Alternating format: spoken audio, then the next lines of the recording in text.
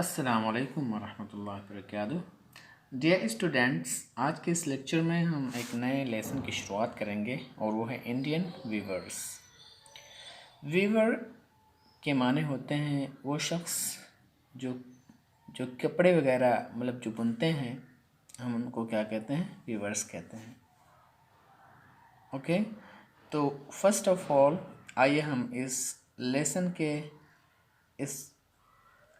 इस पोएम के शायरा के बारे में जानते हैं। उसके बाद फिर लेसन के ताल्लुक से भी बातें जानेंगे इंशाअल्लाह। तो आइए शुरू करते हैं अबाउट द पोएटेस, शायरा के बारे में। अगर शायर है तो आप क्या कहोगे? पोएट कहोगे। लेकिन अगर शायरा है, मुअन्नस है, तो आप क्या कहोगे? पोएटेस कहोगे। ओके, तो ये जो सरोजिनी नायडू हैं ये लेडी हैं, इसीलिए हमने इनके लिए जो शब्द इस्तेमाल किए वो है पोएटेस। तो आइए शुरू करते हैं। Sarojini Naidu was born in 1879 and died 1949, was an eminent poetess. Sarojini Naidu जिनकी पैदाइश 1879 में हुई थी और वफ़ात 1949 में, was an eminent poetess, एक मुमताज़ शायरा थी। इमिनेंट माने Mumtaz. Patriot, politician and nationalist leader. Sarojini Naidu एक मुमताज़ शायरा, देशभक्त, सियासतदां और मुहिब्बे वतन लीडर थी। ओके, तो यानी आप देखेंगे कि पैट्रियट माने होता है पैट्रियट माने होता है मुहिब्बे वतन, एंड पॉलिटिशियन के माने होते हैं सियासतदां। नेशनलिस्ट माने होता है कौम परस्त। ओके, तो आप कहोगे सरोजिनी नायडू एक मुमताज़ शायरा, मुहिब्बे वतन, सियासतदां और कौम परस्त लीडर थी। She began to write poetry at early age. उन्होंने शेर लिखना शुरू कर दिया था बहुत ही जल्दी उम्र में, यानी इन्होंने छोटे उम्र ही में शेर को लिखना शुरू कर दिया था। Early age, at an early age माने होता है यानी मतलब जल्द ही उम्र में। Sarojini Naidu, the Nightingale of India, was born on February 13th, 1879 at Hyderabad.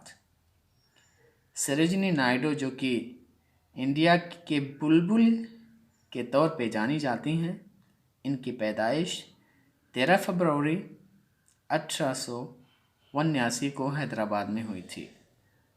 Okay, तो द नाइटिंगेल ऑफ इंडिया इनका लक़ब था, यानी इंडिया की बुलबुल। ओके, या आगे चलते हैं। Her father doctor Aghornath Chatterjee was an educationist. इनके बाप डॉक्टर अघोरनाथ चटर्जी एक तालीम दोस्त इंसान थे। एजुकेशनिस्ट मीन्स तालीम दोस्त इंसान। English was almost her mother tongue. English तकरीबन इनकी मादरी ज़ुबान थी। ऑलमोस्ट मीन्स यानी तकरीबन। Okay, English was almost her mother tongue. English उनकी तकरीबन मादरी ज़ुबान थी। मदर टंग मीन्स मादरी ज़ुबान। She matriculated when she was only 12 years old. उन्होंने मैट्रिक पास कर लिया था उस वक़्त जब वो 12 साल की ही थी. Okay. Matriculate means matric pass कर लेना, मैट्रिक की तालीम हासिल कर लेना. In 1895, at the age of 16, she was sent to England for higher education. 1895 में 16 साल की उम्र में she was sent, उनको भेजा गया था to England, इंग्लैंड में for higher education, आला तालीम के लिए. Okay, at the age of 16 यानी 16 साल की उम्र में. ओके, 16 साल की उम्र में, ऐसे आप ट्रांसलेट करोगे. हायर एजुकेशन मीन्स आला तालीम. For some time she studied at the King's College, London, and then entered the corridor of Cambridge. चंद समय के लिए इन्होंने तालीम हासिल किया किंग्स कॉलेज के अंदर लंदन में. उसके बाद वो दाखिल हुई कैम्ब्रिज यूनिवर्सिटी के कॉरिडोर में, यानी फिर इन्होंने कैम्ब्रिज यूनिवर्सिटी में तालीम हासिल की. During her stay in England she earned a reputation for writing poem in English. यानी इंग्लैंड में रहते समय इन्होंने शोहरत कमाया इंग्लिश में पोएम लिखने के लिए. यानी जब ये इंग्लैंड में थी, वहाँ पे रह रही थी, तो इन्होंने शोहरत कमाया इंग्लिश पोएम को लिखने के लिए. यानी इनके जो पोएम होते थे काफ़ी अच्छे थे, इसीलिए उन्होंने वहाँ पर रेपुटेशन, शोहरत पाली. अर्न अ रेपुटेशन माने शोहरत कमाना या शोहरत हासिल करना. Sir Edmund Gosse advised her to write about India rather than of English robins and skylarks. Sir Edmund Gosse ने इन्हें एडवाइस दिया कि वो इंडिया के बारे में लिखें, ना कि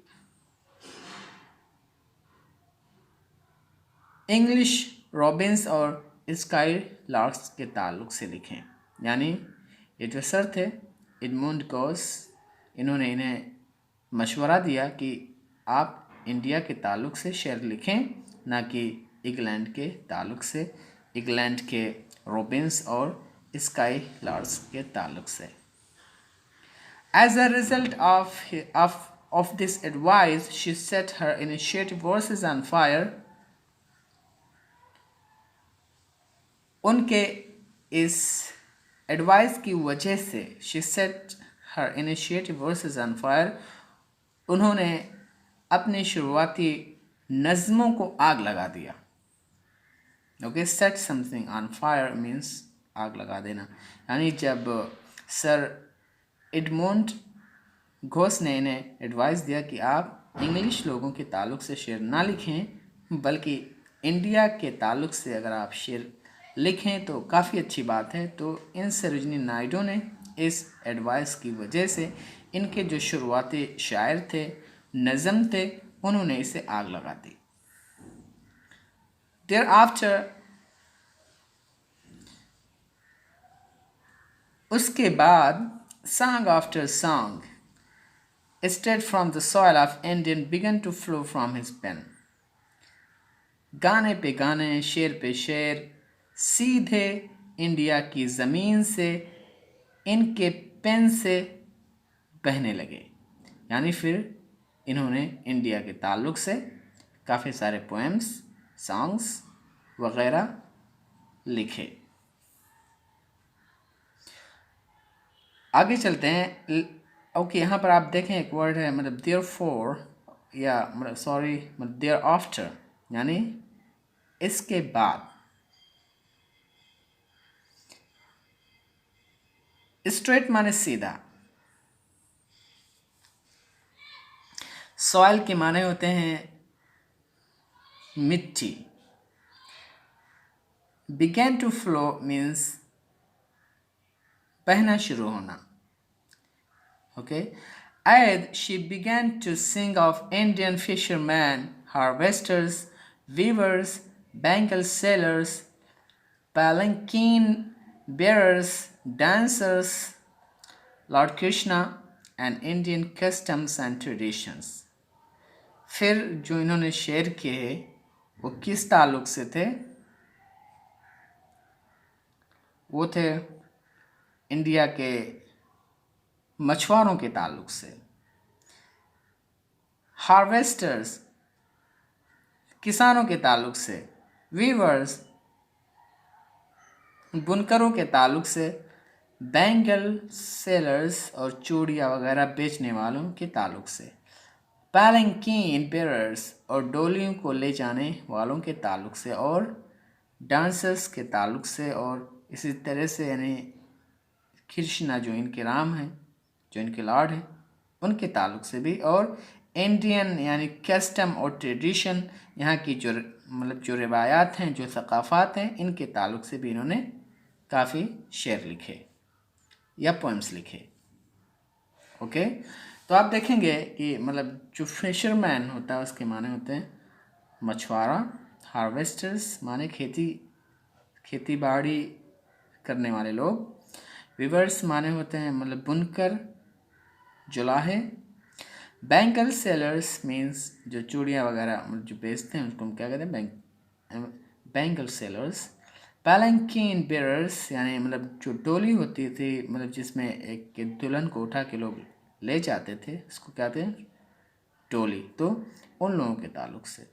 डांसर्स और नाचने वालों के ताल्लुक से भी इन्होंने काफ़ी शेर लिखे। इसी तरीके से इंडियन जो कस्टम्स हैं, जो यहाँ पे मतलब जो सकाफ़ात हैं, जो रिवायात हैं, जो ट्रेडिशंस हैं, इनके बारे में भी इन्होंने काफ़ी अशार लिखे।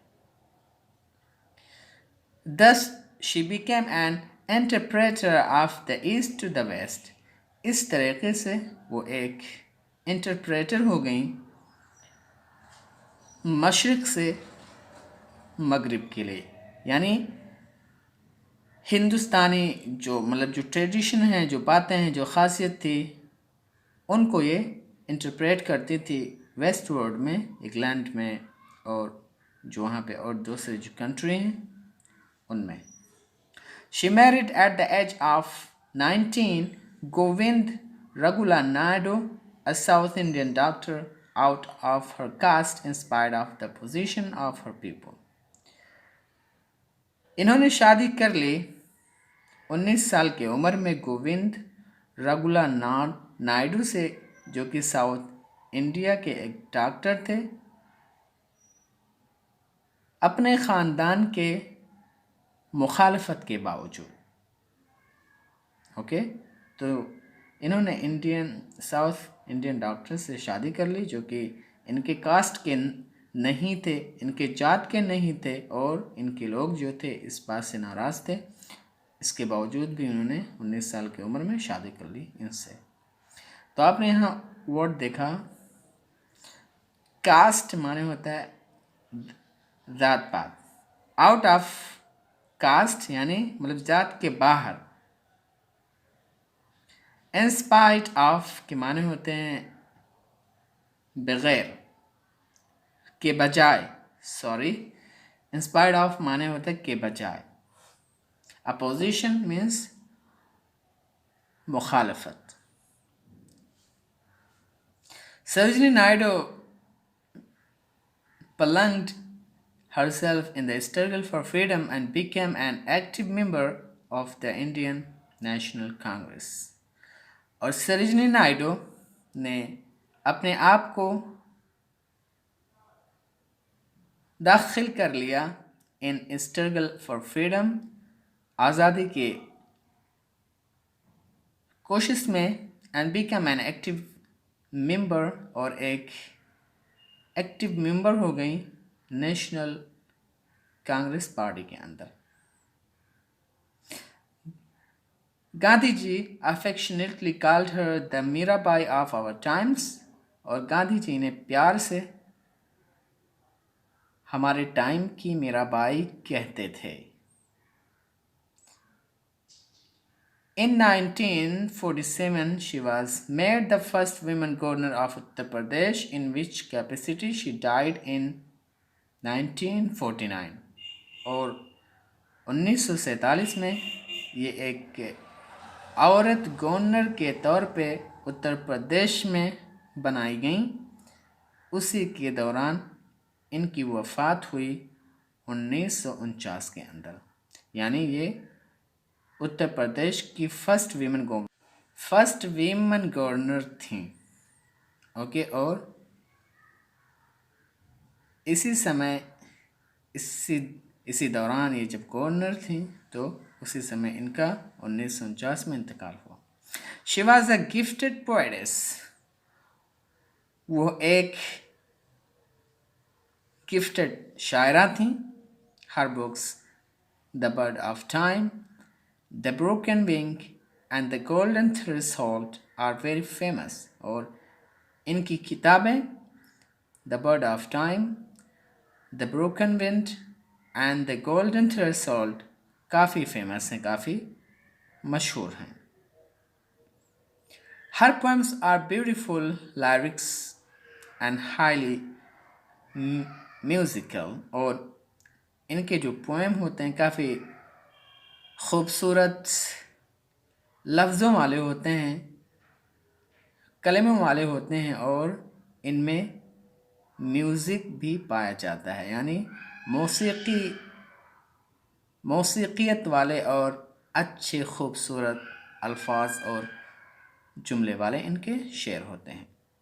तो यह रहा हमारे शायरा सरोजनी नायडू के ताल्लुक़ से सारी बातें, और इनकी जो पोएम है द इंडियन व्यूवर्स, इसको हम आने वाले लेक्चर में ट्रांसलेट करेंगे इंशाअल्लाह। Till then see you later. अस्सलामु अलैकुम व रहमतुल्लाहि व बरकातहू।